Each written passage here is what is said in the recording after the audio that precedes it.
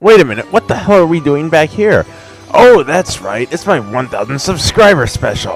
Hey everyone, this is GT. Welcome back for my 1,000 subscriber special.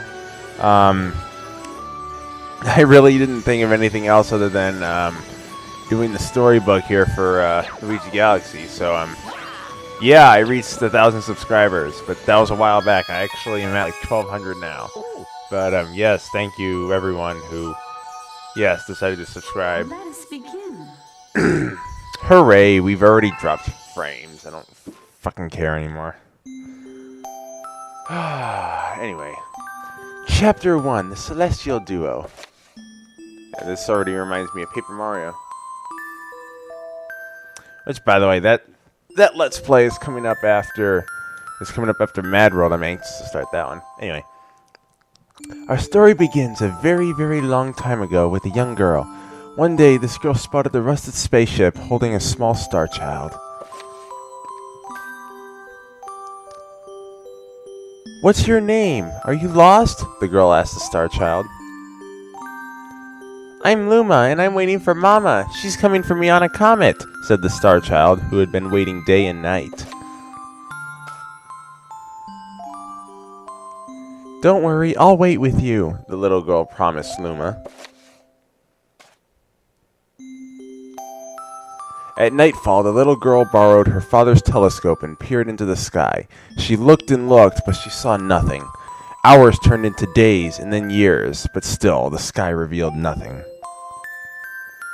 Finally, the little girl sighed and said to Luma, "If we stay here looking much longer, I'll be an old lady soon." But then she had an idea. Wait a minute, she was still a little girl? Okay, they said years. Why don't we go out there and find your mother ourselves?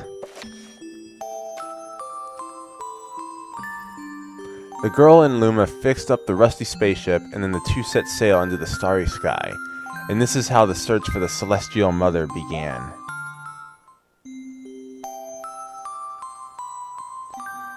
Chapter 2, Starbits. Yeah, it's going to go all the way through all the chapters. Days passed with no sight of the comet or even a single planet. Instead, asteroids extended for as far as the eye could see. If I had known it was going to take this long, I would have packed more jam, said the little girl above the rumble of her belly. She's hungry. She wants cookies!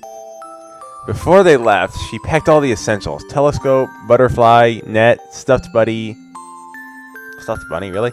Bread, milk, jam, and apricot-flavored tea. Yes, it has to be apricot-flavored tea. But I forgot to bring water. Facepalm. At this, Luma burst into gales of laughter, and the girl began to pout.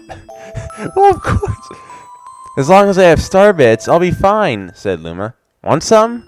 The little girl couldn't stay mad after hearing this. Nom nom. Luma continued to laugh, and the girl couldn't help but join in. Alright, maybe just a nibble. Leaning far out of the ship, the pair began to collect Starbits with the girl's net. They almost fell out a few times, but they kept on collecting. Yes, because there is apparently gravity in space. And they can breathe in space, too. How amazing is that? The Starbits tasted like honey. Chapter 3, The Comet. Isn't reading fun, kids? A beam of light pierced through the ship's window. Thinking it was the morning sun, the girl peered through the window, only to find a turquoise blue comet shimmering at her. Little girl shook the sleeping Luma awake and shouted excitedly, "We have to get that comet!"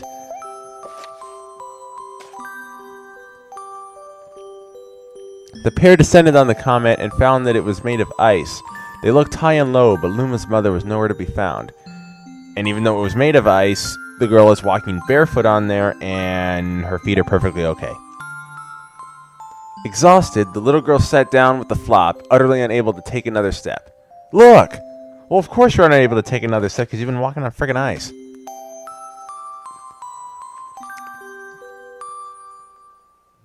Peering down at the icy ground where Luma was pointing, the girl suddenly noticed clusters of star bits encased in the ice. Pretty good, huh? Finding star bits is my specialty, said Luma, beaming. It doesn't look like they walked very far.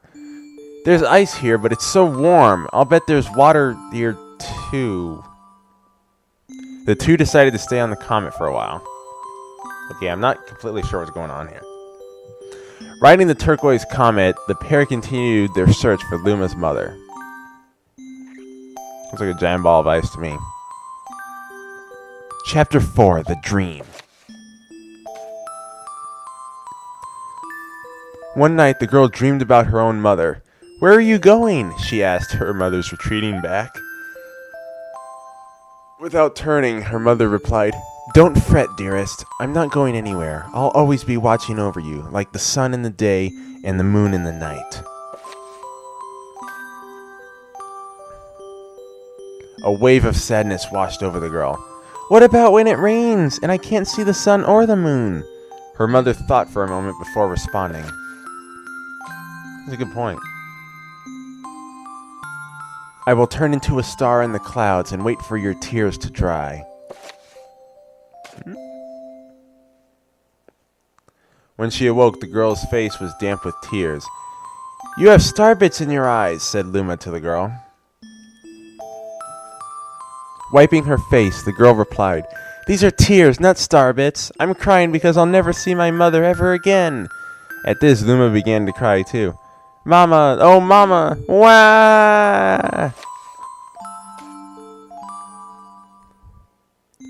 The pair traveled through the starry skies, and though they encountered many other comets, not one of them held Luma's mother. Luma was despondent. Despondent? I'm not sure what that word means. Somebody let me know if you know what that word means. Now, Luma, the rain clouds won't go away if you keep crying, the girl said, giving Luma a squeeze.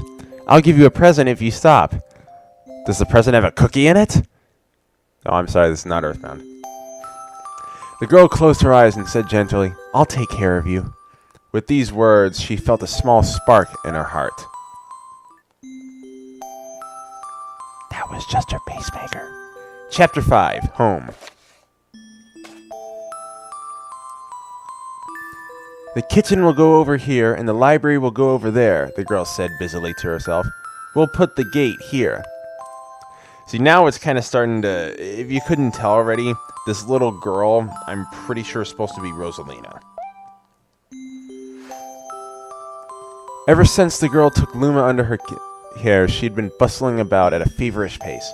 It's a lot of work, but it's worth it to make a happy home. It turned out that starbits weren't the only things buried in the ice. There were tools and furniture unlike any they had ever seen, and the girl used them to build a home. There were tools and furniture? Looking at the completed house, Luma remarked, Don't you think it's awfully big for just the two of us? With a library, bedroom, kitchen, fountain, and gate, it was certainly spacious, but still, something seemed to be missing. If only my father, brother, and mother were here, the girl said wistfully. Indeed, the house was too large for its two small residents. That night, clutching her favorite stuffed bunny close to her heart, the girl fell asleep in the starship. Chapter 6, Friends. Then one day, while the girl sat sipping tea, a tiny apricot-colored planet appeared on the horizon. From the planet, another Luma of the same color emerged. Do you two know each other? The girl asked the two Lumas gleefully. Despite the girl's excitement, they seemed uneasy. The two Lumas neither drew closer nor backed away from each other. Instead, they just stared. Then one Luma broke the silence. My mama! Wait, what? At once, the apricot Luma parroted back. My mama! My mama! Wait, what? My mama! My mama! What the? The two Lumas began to dance around the girl frantically, and neither showed any sign of stopping. The girl was so charmed by this adorable scene that she couldn't help but laugh. And that's when something very strange happened. You explode? No. I'm not going to ruin this. Suddenly, more Lumas began to pop out from the apricot planet. They were different colors, but they all shouted the same thing. My mama! My mama! The sight of all the shouting Lumas only made the girl laugh harder. What am I going to do with all these children? The Lumas just stared blankly as she doubled over, laughing. I guess we'll have to name each and every one of you. Tomorrow, once she had finished naming them all, she would begin moving all the Lumas into the new house.